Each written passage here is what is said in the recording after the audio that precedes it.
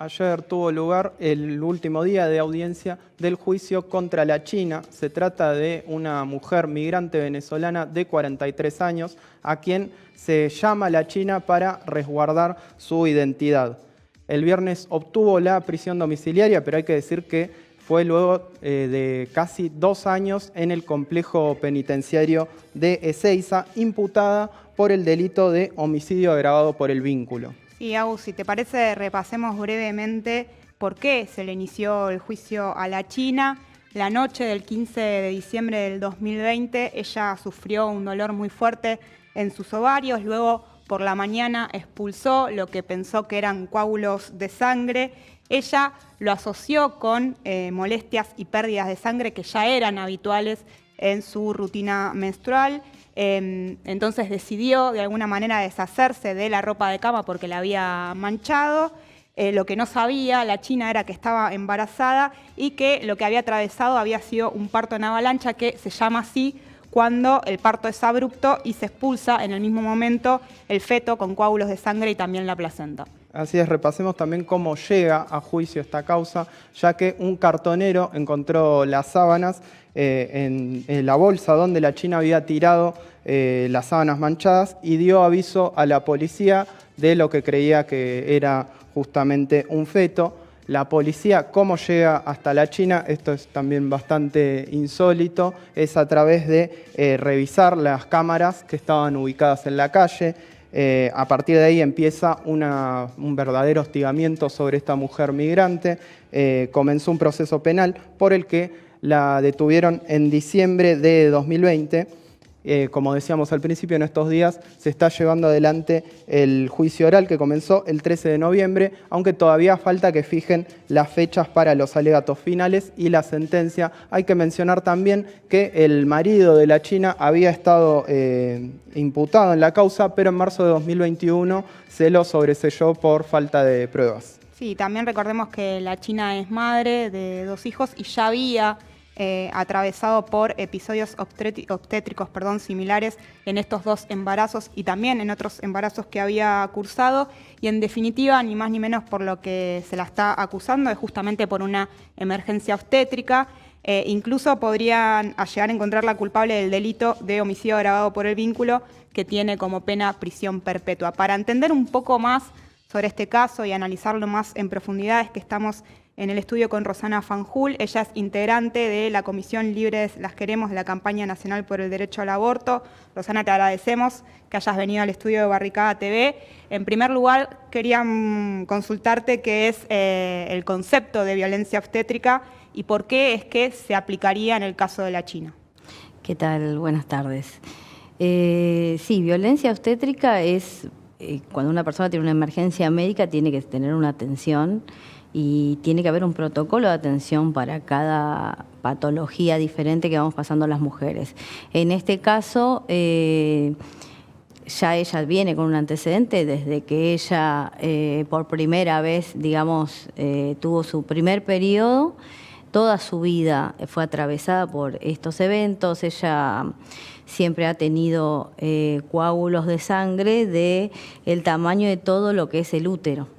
Por eso quiero aclarar esto, porque las mujeres parimos los bebés, los fetos, lo que pueda, digamos, a veces la verdad que nacen muertos y a veces logramos de desarrollar un embarazo medianamente normal, pero el asunto es que el mismo tamaño del recién nacido es el mismo tamaño de los coágulos de sangre que bastante seguido pasaba la China.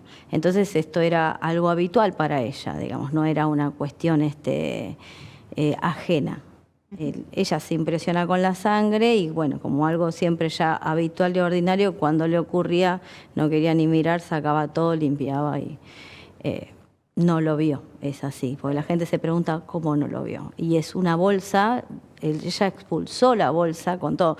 No es que en un parto más común uno corta el cordón umbilical, queda la placenta adentro. Esto no sucedió así. Rosana, enfocándonos un poco en el proceso judicial, como mencionábamos, ella, la China, es una migrante venezolana.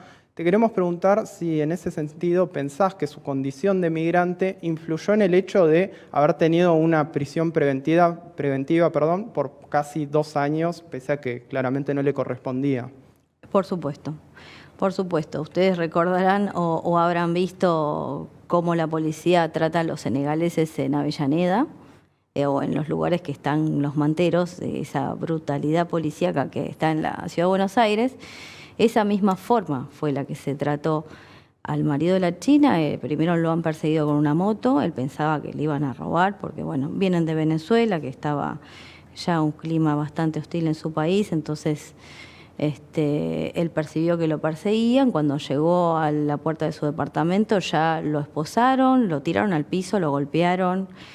En esas condiciones lo llevaron a su departamento ya esposado. Él tiene llave y le pidió al hijo mayor que le abra, que le resultó extraño. El chico abrió y entraron con cámaras a un departamento de monoambiente, porque ellos estaban recién llegados de Venezuela, donde había 2 menores. Recordemos que en ese momento el mayor tenía 16 años y estamos hablando de 10 años el más chico, entre 9 y 10 años, y entraron de una forma muy violenta, lo siguieron golpeando delante de sus hijos.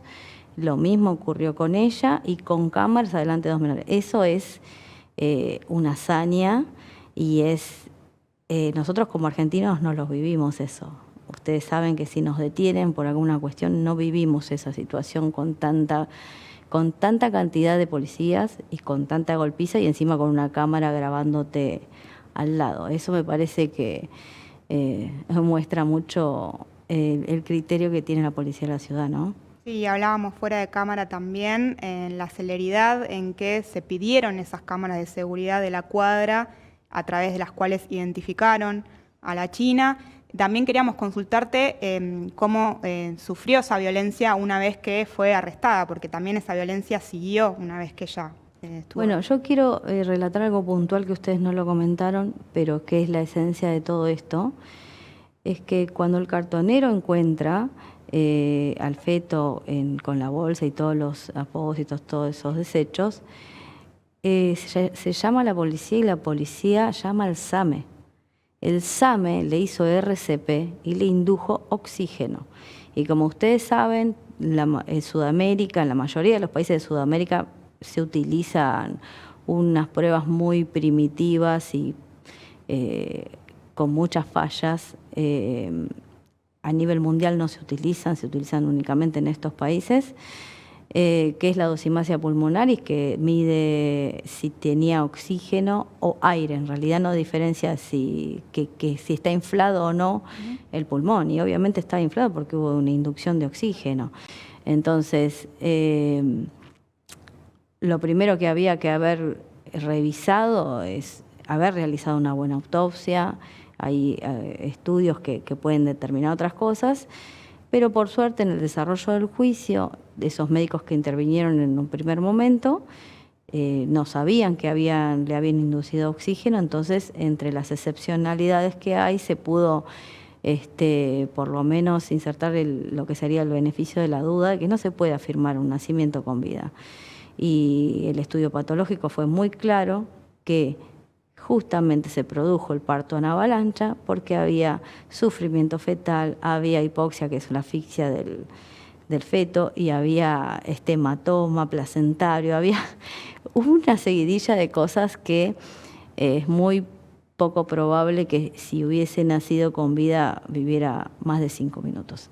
Entonces, lamentablemente hubo que esperar todo esto. ¿Por qué? Porque no se habla de los problemas, no están contemplados en el sistema judicial los problemas del puerperio, del momento del nacimiento de las mujeres. Por eso hay tantas criminalizadas. Recién mencionábamos que se logró este viernes la prisión domiciliaria para la china. Te queremos preguntar en ese sentido, ¿qué rol pensás que tuvo la organización del movimiento feminista para visibilizar el caso y para llegar a este logro? Sí, yo quiero aclarar que yo soy de la Comisión Libre de Las Queremos, que es de la campaña que abordamos varios casos ante la ausencia del Estado en abordarlos. Pero somos muchas organizaciones, en este caso nos juntamos y armamos una coordinadora con respecto a la causa de la China. Así que somos muchísimas, no es que, y muchas intervinieron inclusive poniendo amicus en los que son recomendaciones, son instrumentos jurídicos en las causas. Así que somos muchísimos, perdón que te hice ese paréntesis porque la verdad que tengo una lista enorme de organizaciones. Vine yo en representación no solo de mi organización, sino de todas las que están acompañando. Pues ahí mencionabas que estos casos son más comunes de lo que se piensan. Sí. De hecho, también hablábamos de esta carta que circuló de la China desde el penal, en donde ella justamente pone de manifiesto que no es la única que ha atravesado por una situación similar y que ha sido procesada. Contanos un poco cómo es esa situación. Bueno, esto parte desde el punto que ustedes conocen en la causa de Belén, que fue en Tucumán. Justamente en 2018, ese año, se detectó la causa de Belén, que era un aborto espontáneo, con una carátula de homicidio agravado por el vínculo con alevosía. Entonces, aparte de ella, que ustedes saben que por suerte se la liberó, hubo otra chica que hacía 4 años que estaba detenida, que murió por falta de atención por una peritonitis, Liliana, y también tenía homicidio agravado por el vínculo y era un aborto. Entonces, como campaña por el derecho al aborto, en nuestra plenaria decidimos realizar una investigación conjuntamente con el CELS y todas las otras organizaciones que ya estaban tenían algunos casos visibilizados y estudiados. Nos juntamos todos, armamos un grupo con investigadoras de la Universidad de San Martín, el Comité contra la Tortura, Asamblea Permanente de Derechos Humanos, bueno, un montón de gente. Investigamos. Arrojó en diciembre del 2020 un resultado de 1.532 mujeres criminalizadas en todo el país por aborto, 1/3 de ellas por emergencias obstétricas o eventos obstétricos, que por lo general son partos domiciliarios, ¿no? Para aclarar un poco a qué es lo que se refiere. Y hemos llegado distintas organizaciones a ellas, a las que quieren que las podamos representar, armamos equipos interdisciplinarios y tratamos de ir liberándolas. La que fue públicamente conocida es Fátima, después ella dijo su nombre real, que es Rosalía Reyes, que de Bahía Blanca, que por suerte con la lucha feminista primero obtuvo la domiciliaria y después la absolución. Y después en nuestro trabajo, digamos, de nuestra comisión, desde 2020 hasta ahora hemos contabilizado 11 causas que resultaron favorables. Todavía tenemos algunas en curso, esperando elevación a juicio 2 en Misiones. En Misiones logramos 3 liberaciones antes de eso. Logramos una liberación en Corrientes el 5 de agosto y bueno, hay algunas que no se hicieron públicas, ¿no? Que no son públicas, pero hay muchísimas más de las que creemos y las carátulas son las más graves. Las chicas enfrentan una condena a perpetua. Rosana, para finalizar, te pedimos puntualmente sobre el caso de la China, que nos digas cuándo estiman que se llegaría al veredicto. Y por último, siguiendo con la línea de tu última respuesta, ¿qué cambios pensás que son necesarios en la justicia para que se deje de criminalizar a las personas gestantes? Bueno, en primer lugar, faltan 2 fechas con el caso de la China. Una fecha serían los alegatos, donde la defensa dice cuál sería su teoría del caso y primero la fiscal hace la acusación. Pide la cantidad de años o puede retirar la acusación o ella decide qué es lo que quiere hacer. Y en base a las 2, tanto a la fiscalía y a los 2 alegatos, lo que hace el tribunal, que son 3 jueces, está compuesto por 3 jueces, toma otro día el fallo, da la sentencia al respecto. La verdad que con todas las cosas como se dieron, con la claridad y sin ocultar absolutamente nada, porque han querido hablar todos en la familia de lo que sucedía y los médicos, los antecedentes médicos, todo, confiamos en que la justicia sea efectiva para la China, porque es muy duro estar 2 años por algo que no hiciste. Y hay algo que no se menciona acá, que es lo que se toma como prueba, inclusive, que no se le cree. Es una patología que se tiene muy común, es la disociación del embarazo. Es como que yo te diga, ella está embarazada y vos la vas a ver y me vas a decir que no. Y el otro día sabés que está en el hospital, te mandan la foto. Bueno, es la disociación del embarazo. Ella no tenía síntomas de embarazo, no tenía cuerpo de embarazada, panza de embarazada, nada. Y eso se repite en muchos casos. En muchos casos son por distintas cuestiones. En este caso fue bien formulado por justamente los antecedentes de ella, de eventos muy traumáticos, porque ella, recordemos que tuvo 2 abortos anteriores.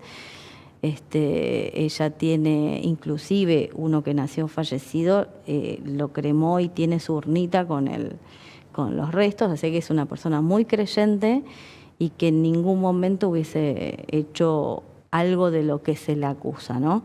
Así que eso es muy, muy común que suceda. Perdón que les cambié ahí el tema de la disociación. Está bien, está bueno dejarlo claro también, ¿no? Sí, ocurre mucho. ¿Y qué me habías preguntado después? ¿Qué cambios pensás que son necesarios frente a esta criminalización, ¿no? Para frenarla? Y yo creo que deberían ser como el resto del mundo. El resto del mundo, esto está en la emergentología, en la atención primaria básica de emergencia. Acá lo que hacen los médicos es ponerse en el papel de policía, no de médicos.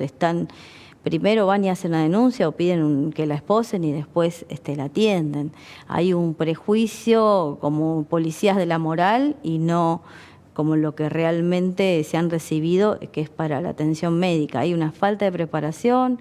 No sé si habrá que hacer un protocolo, pero no se olviden que hasta hace pocos años atrás las mujeres teníamos histeria, o sea que de esa escuela muy conservadora que es los educadores que dan los educadores para la salud, hay que hacer cambios de raíz ahí, porque estamos con esto, haciéndolo público nosotras mismas recién estamos capacitando. El sistema judicial tiene que capacitarse también en perspectiva. Claro. Nosotros tenemos muchos juicios en el interior del país, inclusive acá, que ni siquiera han tomado el curso de la ley Micaela, porque no quieren, no lo han tomado y bueno, vamos a tener no garantiza resultado obviamente, pero por lo menos hay que actualizarse y capacitarse. Hay leyes que terminan siendo letra muerta por orden política.